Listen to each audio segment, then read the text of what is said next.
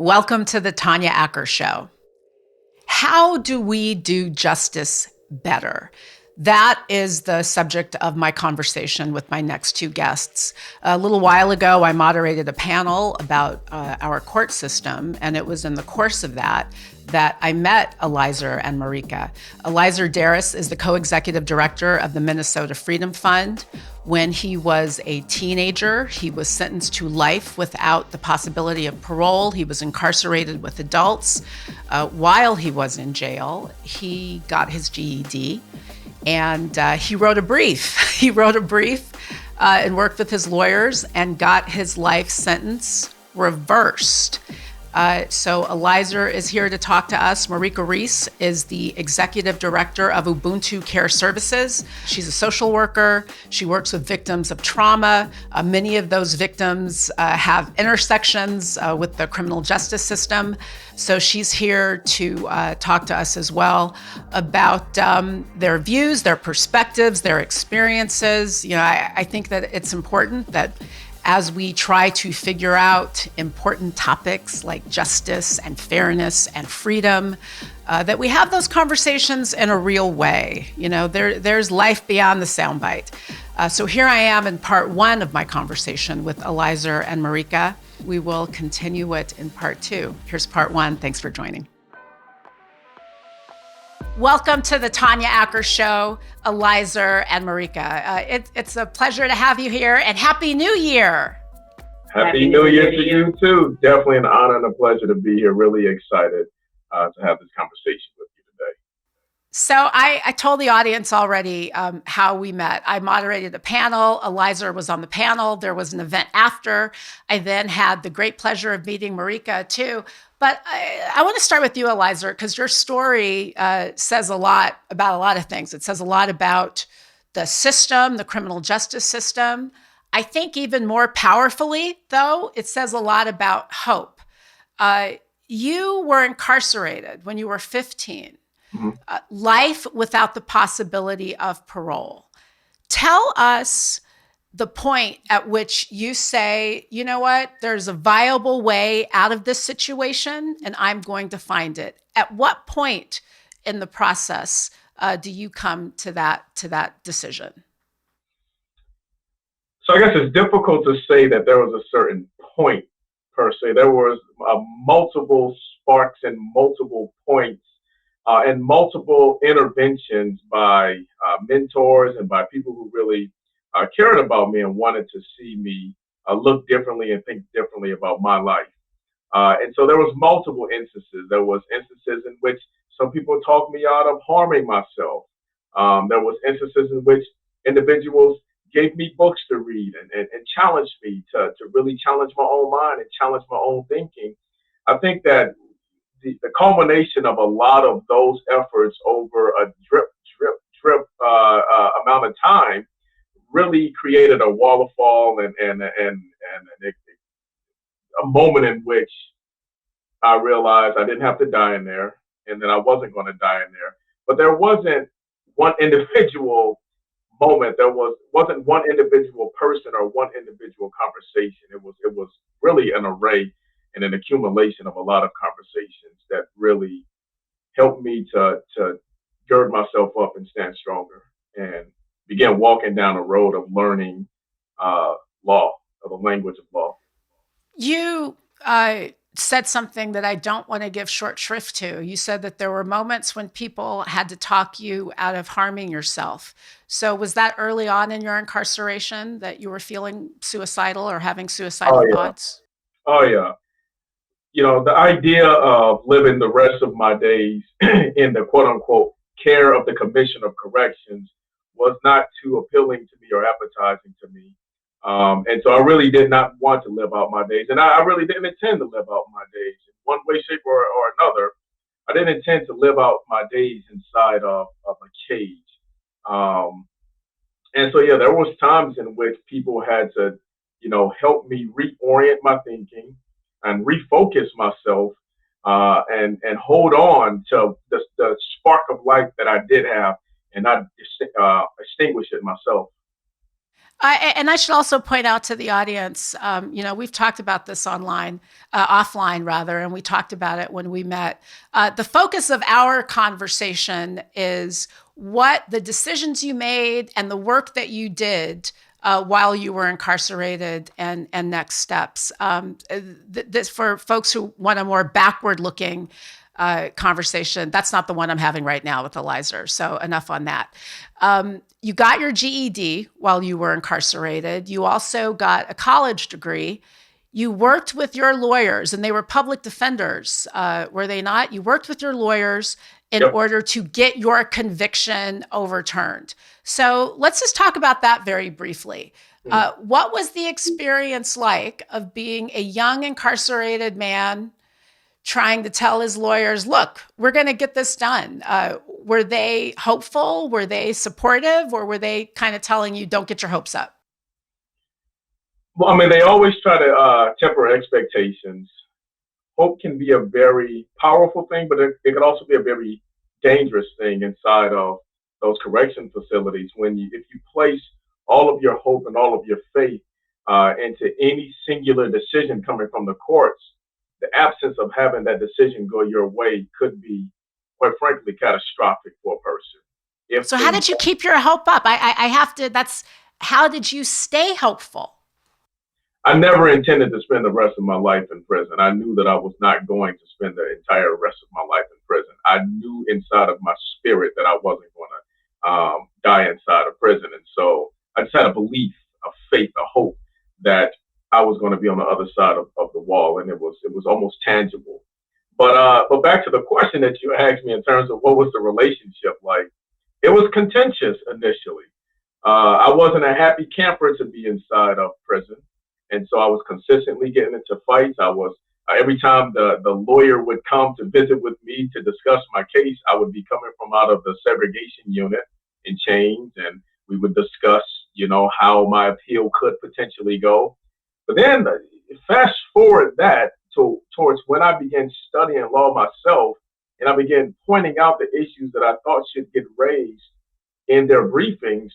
The attorney at the time disagreed with the issues that I thought should be presented, and wanted to present the issues that this particular attorney thought would be more fitting or more pressing or more likely to get the result that we wanted, which was the overturning of the conviction. It eventually got to the point where the attorney told me, if you want these issues raised, well, then you put together what they call a pro se, or you do it yourself, a pro se supplemental brief, and you file it, and I'll attach it to my brief. And that's how we'll go about doing that. And I spent the next 6 months putting together my pro se brief. And I was very fortunate to have the attorney actually adopt my brief. I don't know how the courts would have ultimately ruled if those issues that were raised by me and by me alone. And so she did actually adopt my brief, and it was part of her briefing itself. And I'll just say that every last single issue that my attorney raised was denied by the court, and the issues that I raised on the field was what got the life sentence reversed. I have to reiterate that story because this is something that lawyers deal with regularly. I mean, there's often the client who's like, I don't want to do it your way. I want to do it my way. I've been in that experience, not as a criminal lawyer, but as someone on the civil side. And sometimes the lawyer just says, no, I'm the officer of the court. My name's on the brief. I think what happened in your situation is so spectacular because you have a lawyer saying, you know what, I believe this is the way to do it, but we need to have your voice included. And thank goodness that your lawyer gave you the space and the platform to do that, because it sounds like you won the case. Are you comfortable telling us what some of the dispositive issues were and how you were able to move the ball forward and get the court to overturn? I'll high level it. Basically, what was at issue was the language of the law. The language was first degree murder while committing aggravated robbery. The word while to me means that there was some level of a continuous event. which means that this happened and then this happened while this was happening. Just the plain language of the law to me, that's what that meant. And I was able to show that there was a break in the so-called continuous chain of events. There has to be a continuous chain of events in order to show that this has causation to that. I was able to show that there was a break, and because there was a break, that particular charge itself could not stand. And the courts ultimately ruled that the state presented no evidence at all for that to be able to stand. And so, based off of the lack of a continuous event and causation, they reversed and remanded. Based on the issues that you raised in your brief that the lawyer attached to their brief. And it was the issues that you raised that resulted in your sentence being overturned. Yes. Then what happens how old were you when you were released? 32. And then what was the next step? So you were incarcerated at 15, you get your GED, you get a college degree while you're in, you work with your lawyers, get a brief done that gets you out of jail. You're now 32. So what's the next step? And I'm asking you this because I want people to kind of have some concrete ideas about how you put your life together when you're trying to make a new path. I mean, well, heck, the next step is learning how to drive, learning how to open a bank account, learning how to pay rent, learning, what the various different signs and symbols meant that was all around me. I had never spent one single day as an adult out here in the free world. And so, like, really some of the most rudimentary things that many people just took for granted, I had to learn for the first time. But I didn't get to learn them at 15, 16, 17. I had to learn them at, in my early 30s. And so to me, the first steps was just really orienting myself and figuring out how to move in this brave new world that I had never, had a chance to have audience with. Well, you must have figured it out pretty well because you're now co-executive director of the Minnesota Freedom Fund. The Right. governor of Minnesota appointed you to the State Board of Public Defenders. You are the first formerly incarcerated person to serve on that board. So you learned you went from a walk to a run pretty quickly. What is your advice? Yeah, I would say this. I did not sit around and wait like a wilting flower for, someone to open up the door and release me. Before I even got out, I said, okay, I'm not going to get out without having a job. And so I opened up the phone book while I was in there, and I just began cold calling numbers to telemarketing because I figured, I spent so many years talking on the phone in there, being able to be a telemarketer out here should be an easy transition for me. And so I cold called a number of, I probably called out like 100 numbers. And then ultimately one guy accepted the call and I gave my spiel because each time somebody would just hang up on me, I would sharpen my spiel.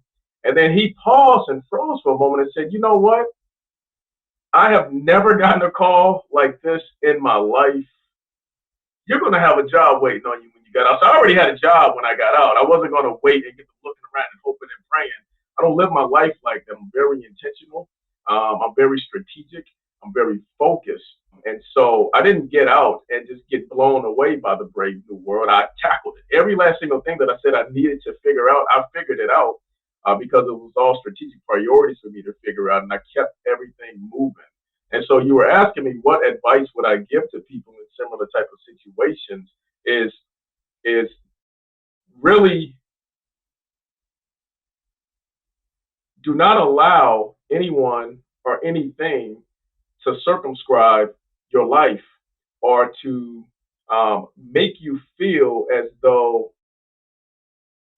you're not going to be able to tackle some of the greatest challenges imaginable and overcome them. And whereas I have a deep and abounding belief in myself because of the wisdom and the love that was poured inside of me by many mentors over many years. And so I speak life over me.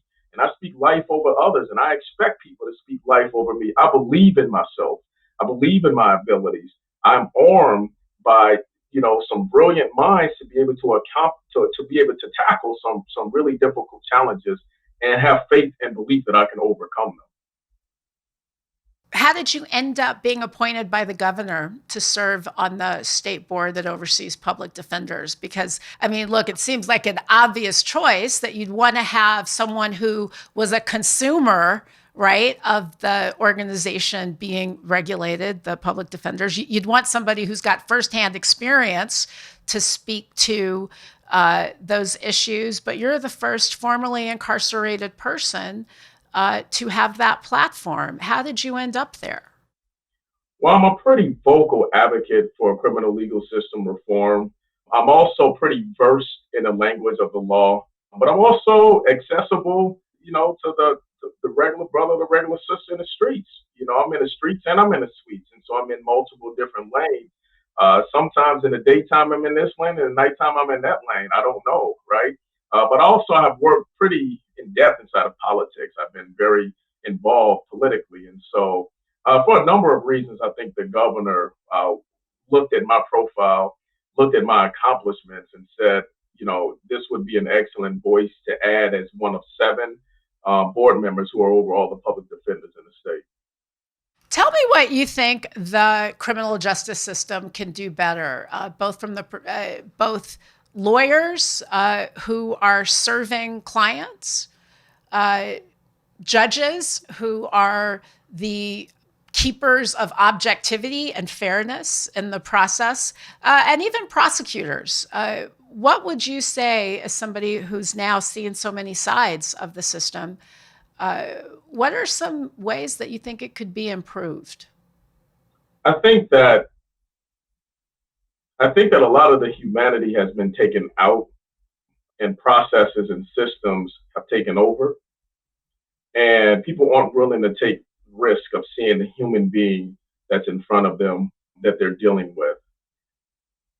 The main thing that I would say is to put the humanity back into the system. If that's too difficult for you to do, partner with community so that community can make sure that there's a human focus and that there's a voice that can speak to the impacts that come about from the results of what systems create. When we get inside of these systems, we become mechanized. It's a machine. You have to do it a certain kind of way every single time, or you run the risk of losing your job. I get that. I don't run that risk. I don't have that fear. I don't have that concern. If you do, partner with someone like me, and I can give voice to a lot of the things that challenge you the most, but you would need to have the cover of someone like me saying it. And so put humanity back into these systems. Allow me to partner with me. Allow me to come in and to help to dismantle. Because, I mean, the prosecutors hate how the systems are too. The judges hate how confined they are with the way that things are systemically existing. They don't like to have their hands tied, and they don't like to treat people not as humans in front of them as well. But a lot of times their hands are absolutely tied, and they are forced to engage in ways that, are really troubling even to them. And so I would say partner with community. Bring us in, sit us around the table, see us as equals, hear community voice, and, let's partner. I want to pick up on what you said about humanity because it's a great way to introduce Marika into this conversation. Marika, as I pointed out, everybody, she's the executive director of Ubuntu Care Services. Ubuntu, if I remember correctly, humanity in action, is that what it means? I saw it on the website. Marika, you're a social worker. You work with people who are dealing with mental health issues, people who are people who are in crisis. And there's a big intersection between that population and then the population that also kind of gets caught up in the criminal justice system. What is your advice and your recommendation as a mental health professional for how we could do better with that portion of incarcerated people or people who are at risk of incarceration who are mentally ill, given our current resources or lack thereof? What can we do better? So many recommendations. But I'm glad you brought up resources because that's what's in any thriving community. Resources or the ability to achieve something. So when you have an individual who has been through legal system, who has dealt with things like housing insecurity, they've been through a lot of trauma in their life. And specifically speaking as someone who came out of, the prison system they're barred from a lot of things they need to succeed, right? Like education, housing, employment, yet you still expect them to be a law-abiding citizen and succeed. And I mean, my belief is a lot of these crimes are need-based or trauma-based. You're dealing with all this historical and generational trauma, and you're not doing anything to help these people. So kind of back to what Eli said, it's about humanizing people and realizing that, okay, I don't need to punish you more. I need to give you more resources. I need to give you hope, because that's what anybody needs to succeed. How do you balance that, or how do you have that conversation or open up that conversation to audiences where, they don't necessarily feel like these folks aren't human, and it's not like they don't want people to be treated compassionately. But even if you're talking about a trauma-based crime, like putting aside people who are mentally ill, if you're talking about something that somebody's doing out of need, they are still interfering with, violating, and or hurting somebody else. So how do you balance that conversation about having humanity and kind of seeing that whole person with the fact that that person may be doing something to compromise the humanity and safety of all these other people? So I think that it's case by case. So there are crimes people commit that, inexcusable. We can't turn our head to those crimes. They've hurt someone, they've done something, very dangerous to themselves or others. But there are also crimes where preventative services could have definitely helped, resources could have definitely helped. So in those instances, I believe in being trauma informed, and I'm a social worker, and there's, a joke since defund the police came around about call the social workers since they know everything. But it's not about knowing everything, it's about being trauma informed and understanding what a community or a person has been through, and not, treating them just as if they're a person that committed a crime, but really trying to understand what's wrong here. Is this a systemic thing? Is this a personal thing? Because that's what's going to make society better. And I think what I do is I tell people, the reality is these people are going to go to jail. These people are going to be in your communities. So it's in your best interest to try to help them, to try to understand, and to try to make maybe their own communities even better. I think a lot of people don't appreciate a lot of the stresses on the justice system and on jails now. I mean, just to your point about people getting out, I think a lot of the times, especially given COVID, people think that the early release happens because, folks are too liberal or we're being too soft on crime.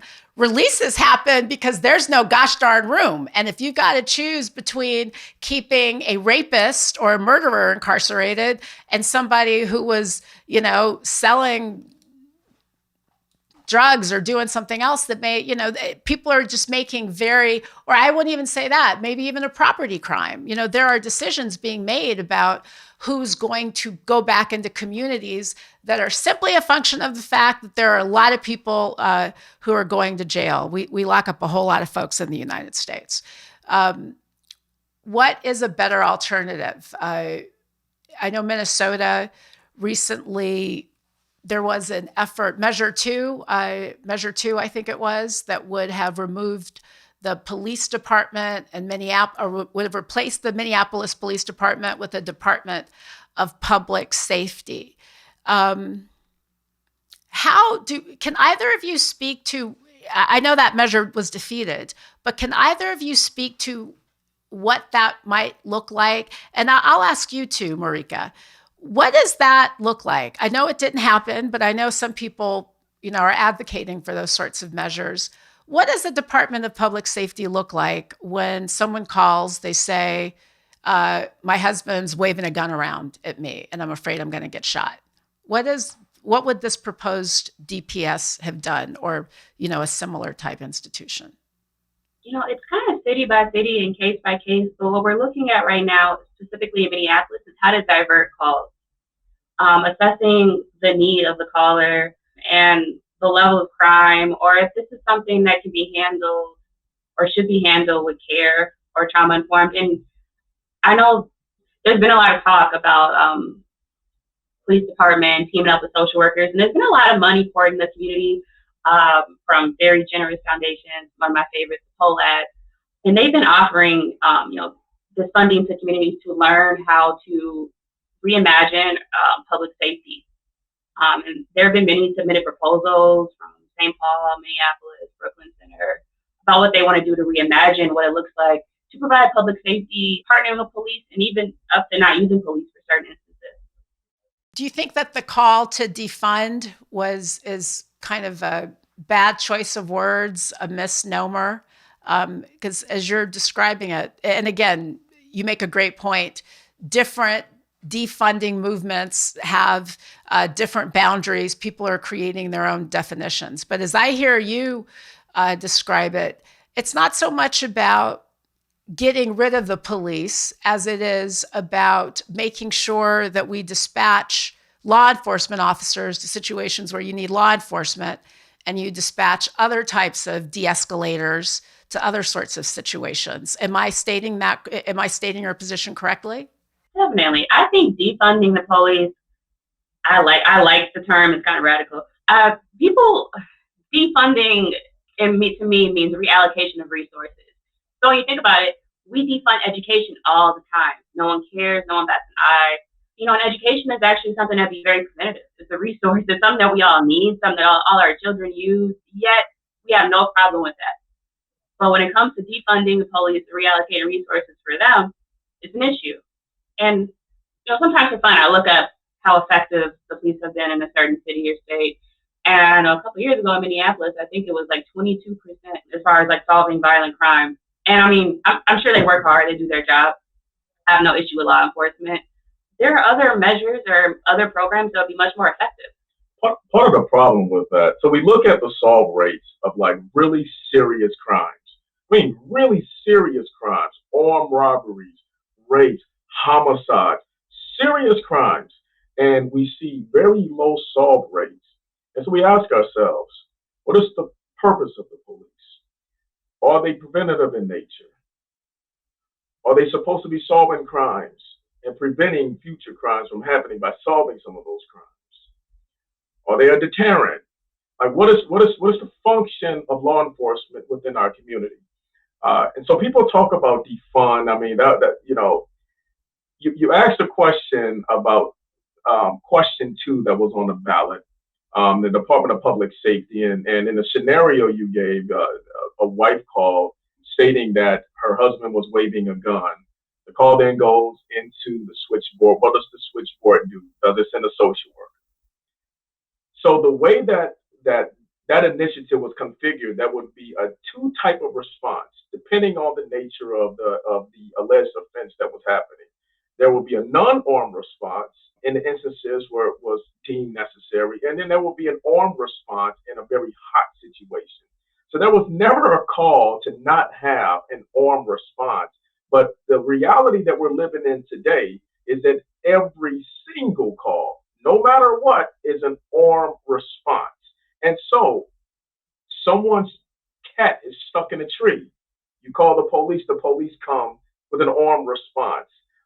Someone is upset that someone won't leave their house quick enough, an armed response. Someone is having a mental health issue, an armed response. And so we have police officers being called to be dog catchers. They're being called to be psychotherapists. They're called to be this, they're called to be that. And so they're stretched thin. And so the critical things that we really want them to solve and the numbers that we truly want them to push down, they're so diffracted. They're answering so many calls for service. They're in so many different spaces and so many different layers within those spaces. Some of these spaces, people have to go to school for 6 to 8 years to get degreed in. And yet we're expecting law enforcement to show up into all of these spaces every single time someone dials 911. And what we are saying is, no, wait, stop. It makes no sense to be expecting or asking law enforcement to respond to all of these offenses. And yet we're looking at the solve rates of really critical incidents, and they're saying that they don't have enough resources. Well, let's reallocate some things. Let's get resources to the people who are best situated to respond to some of these incidents. Let's create a department of dog catchers, for instance, right? And so you dial 911. Well, then instead of a cop coming, we'll have a dog catcher coming, right? And so that's just not what we are experiencing in Minneapolis right now. Police officers come to every call, every single time someone dials 911, even if it's a medical incident.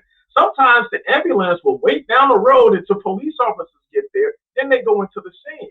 I mean, the stuff makes absolutely no sense at all. Police departments typically are the number one budgetary item for any city, pretty much most of them across America. And so we're saying, are we also funding education? Are we also funding chemical dependency? Are we also funding housing? And so if, let's say, $300 million is going into policing, and yet we're seeing that we have very low solve rates, and we're seeing that we're continuing to have issues, well, do we try to get more on the front end of those issues because we know police officers are not able to prevent crimes? So how can we prevent crimes? Well, through education, right? Through helping people resolve their chemical dependency issues, their psychosocial issues, the family dynamic issues. Police officers aren't situated to resolve those issues. Let's fund, let's resource, let's reallocate these resources and better fund those entities that would be better suited, better situated to respond to some of those. That's actually what the so-called defund movement was in Minneapolis. And if you look closely at the language, that's precisely what it was saying every single time. But the narrative from the right took it and controlled it, fear-mongered, and people are always going to operate off of that base level. And so they communicated a message to the fear as opposed to the reality. That was part one of my conversation with Elizer Darris and Marika Reese. We are going to continue our chat in part two. Thanks for being here.